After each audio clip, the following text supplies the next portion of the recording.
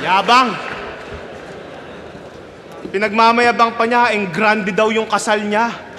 Kala mo naman nakaka-impress. Putang ina mo, hindi mo naman papakasalan si Ann kung hindi mo nabuntis. Sino nakapanood na ng mga laban nito sa kabilang liga? Lakas, hindi ba? Bidang-bida. Angas ng mga tira. I swear, soldier soul. Putang ina ka, Eminem, magnanakaw ka ng linya.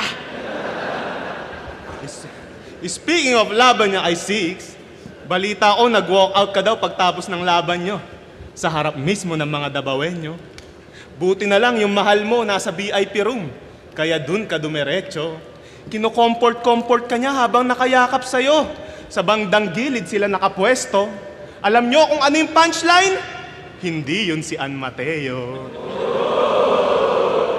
O si Gago, nangangatog na yata.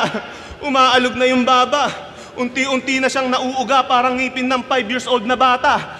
Pero wag kang mag-alala, hindi ko ibubulgar lahat sa iyong asawa para pag uwi mo mag-away kayo parang si Bongbong at si Sara. Tangina, Ann B. Mateo, ginawa niyang Plan B. Mateo.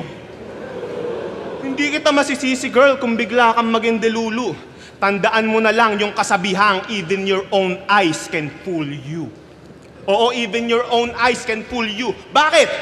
Sino bang mga legit na fans ni Shei dyan?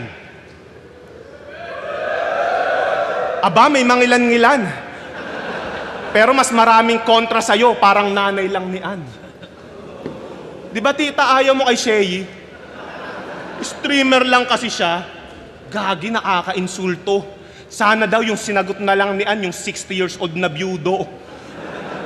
At total parehas din naman na walang laman ng inyong ulo, sulitin nyo na yung pag-OnlyFans hanggat di pa siya nagkakaroon ng cancer sa suso. Kasi, paano kung biglang bumaliktad yung sitwasyon? Maubusan kayo ng pera. Parehas kayong maging baldado. Mga magulang na kayo na walang kwenta. Tanging mababalitaan nyo na lang yung anak nyo nagpupunas ng lamesa habang binabanggit niya yung mga katagang, okay na po, malinis na po. Ano pa pong iuutos nyo, Ma'am Leresa? Pero at least kasama niya magulang niya. Di katulad ng magulang mo, pinamigay ka lang kay Tita Nida. Puta, ayaw mo yung bata ka palang ginawaan ng certified na niga. Bata ka pa lang daw kasi yung pagmumukha mo mukhang magdadala na ng consummation. Ikaw lang yung kilala kong may malaking mata na hindi nakaranas ng supervision. At yung lolo mo nagpaaral sa'yo, nakakaawa. Meron siyang apong tanga. Kakaantay niyang makatapos ng abugas siya,